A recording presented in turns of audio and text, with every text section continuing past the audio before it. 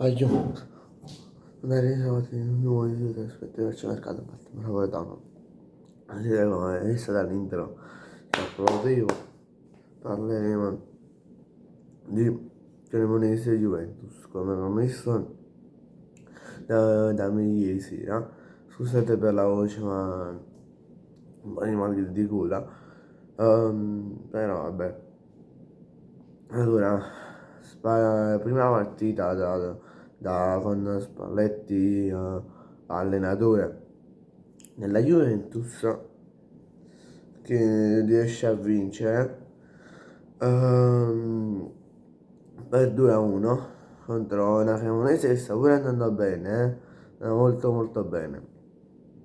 E segna Vardi per la Cremonese e Kostic e Andrea Cambiasso per la Juventus. Diciamo che Kostic segna più che altro nei minuti iniziali, se non sbaglio quando segna? Al secondo minuto segna, sì, al secondo minuto. Ehm, Però questa Juventus è stata proprio forte, è stata fortissima. Almeno questa partita qua contro la Comunese che sta pure andando bene, sta a tirare il meglio di la Juventus.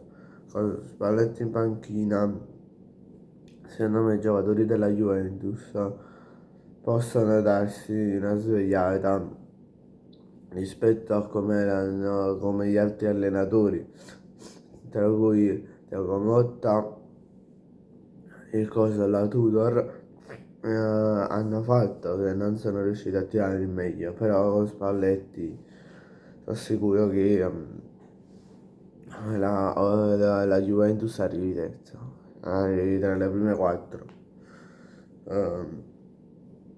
Arrivi tra le prime quattro